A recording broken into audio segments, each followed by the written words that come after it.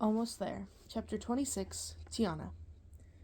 85 cents a day? Tiana cried. To rent this rickety boat? I'll be lucky if it doesn't sink the moment I take it out on the water. She couldn't waste time haggling. She needed to leave as soon as possible if she wanted to reach Mama Odie's before sundown.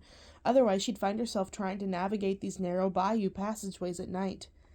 But she was her daddy's daughter. She had to at least try to get the price down. I'll give you 50 cents and not a penny more, Tiana said. The grizzly fisherman moved a cigar from one side of his mouth to the other. 65, he countered. Fine, she said. She looked at the washed-up pirogue with its warped, weather-worn planks. The chances were pretty high that this thing really would end up at the bottom of the bayou, especially if the thick blanket of algae covering the river had made it out to the swamps. The insidious green scum had even started growing along the sides of the posts holding up the pier. There she is!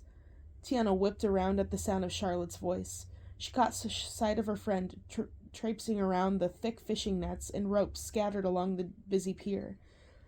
Was she wearing trousers? Though she still looked completely out of place in a pink silk top with an embroidered collar and T-strap heels. Tiana peered at the figure coming up behind Charlotte and nearly tumbled off the pier. Goodness almighty, she brought Naveen with her. Charlotte LaBeouf, what is going on? Tiana hissed. I couldn't let you go out there all alone, Tia, Charlotte panted as she ran all the way there from the LaBeouf mansion. It's much too dangerous. Naveen and I are going with you. Hey, what are y'all doing here? Tiana looked past Charlotte and Naveen to discover Louis heading toward them, carrying his ever-present trumpet. Was everyone she knew at the docks? I thought that was y'all, Louis exclaimed at his voice with his boisterous voice. What are y'all doing here? What are you doing here, my friend? Naveen gestured to the trumpet in Louis's hand. Entertaining the fishermen? I come out here to play every now and then. I like being close to the water. He looked at Tiana. Y'all going somewhere? I am, Tiana said quickly. We're going to get help from a lady who lives in the swamp, Charlotte insisted. Y'all going to Mama Odie? Louis asked excitedly. How does everyone know about this Mama Odie except me? Charlotte asked. Can I come with y'all? Louis asked. I was telling Tiana the other day that I haven't been home since... Excuse us for a moment, Tiana said, cutting Louis off before he revealed more than he should. She grabbed Charlotte by the arm and dragged her several feet away. Charlotte LaBeouf, what in the world is going on? I told you, Tia, it's too dangerous for you to go out there all alone. There are gators and snakes and who knows what else lurking in the bayou. Besides, I told you I missed you. This may not be a Mardi Gras ball, but we'll be spending time together. Tiana was baffled. And just what do you plan to do if I get attacked by a snake? Beat it with a parasol? She asked, pointing to the dainty satin and lace umbrella hanging from Charlotte's wrist. And you brought Naveen? I figured he could help protect us. Charlotte plopped a hand on her hip. You may not think you need a strong man around you, but you'll think differently when we get attacked by gators. Gators? What did you say over there about gators? Nothing, Louis. Tiana called over her shoulder. She turned back to Charlotte. Look, I don't have enough room on the boat for all of you to come with me. Well, we'll just get a bigger boat, her friend said, as if her words were final. She looked at the little pirogue Tiana had just paid for her hard-earned money for to rent. I'm not sure this would have gotten you very far anyway. Charlotte waved her hand to the air as if she were hailing a taxicab. Oh, fishermen, we'll need to rent a bigger boat. Something with a cover if you have it. Tiana dropped her head back and looked up to the sky. There were no answers raining down on her from above. She followed Charlotte back to where a collection of boats for rent were lined up against the dock. None of them look very accommodating, Charlotte told the fisherman. Do you have anything bigger? It's the bayou, Lottie. It's not as if you can take the steamboat Natchez through these narrow canals or underneath those low-hanging branches. Charlotte tipped her head to the side, an inquisitive dip to her brow. Since when did you learn so much about the bayou? You hardly ever leave the city. Heard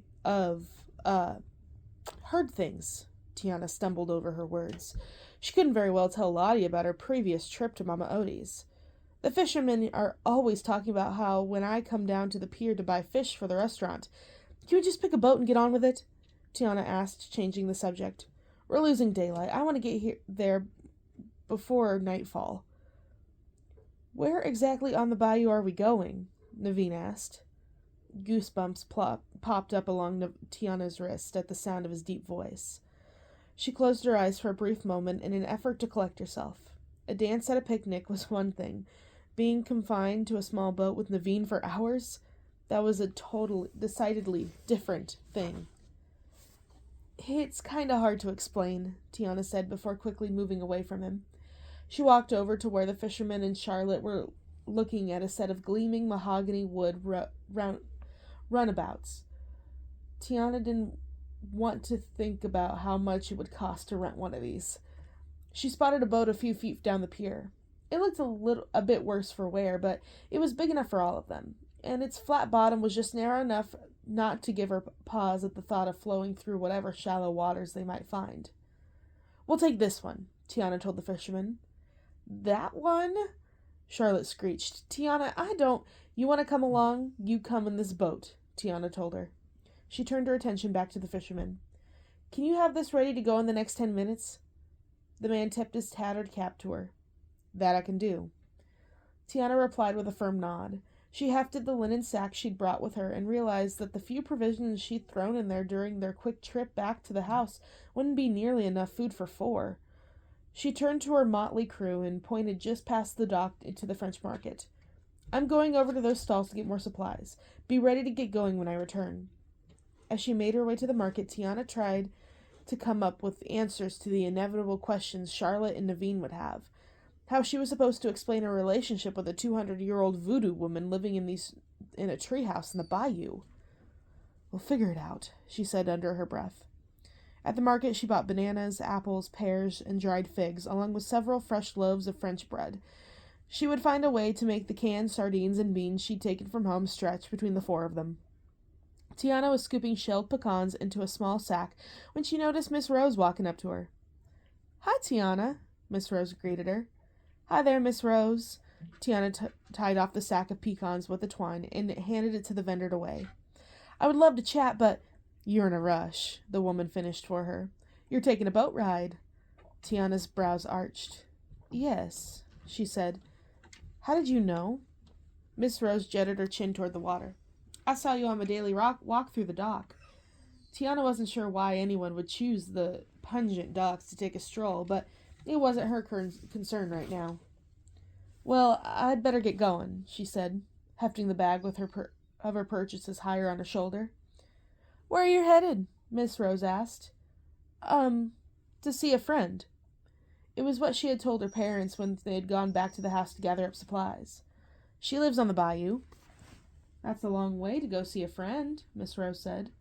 She's, special, Tiana said, and I really need to see her as soon as possible. Miss Rose nodded slowly. Well, before you go, I have something for you. She reached into the bag she always carried with her. Then she took Tiana's hand and placed a pewter brooch shaped like a rose in its center. Oh, Tiana said, unsure exactly why the woman was giving her such a lovely piece of jewelry, especially when she knew Tiana was on her way to the swamps. This is quite beautiful, she said, but maybe you should hold on to it until I get back from my trip. No, Miss Rose closed Tiana's fingers over the brooch. Take it with you. Maybe pin it on your shirt. Tiana looked down at her coveralls. This brooch was as inappropriate as Lottie's dainty parasol and heels, but Tiana didn't have time to argue. Thank you. Be careful, Miss Rose told her. She glanced up at the sky. There's quite a storm coming. She brought her gaze back to Tiana's. It's been brewing for a while. Something in the woman's tone and that piercing, intense look in her eyes made the hair on the back of Tiana's neck stand on end. And then a streak of lightning came from out of nowhere, striking close to the St. Louis Cathedral, putting a finer point on her statement. Malheureusement va casser la avril, Tiana, Miss Rose said.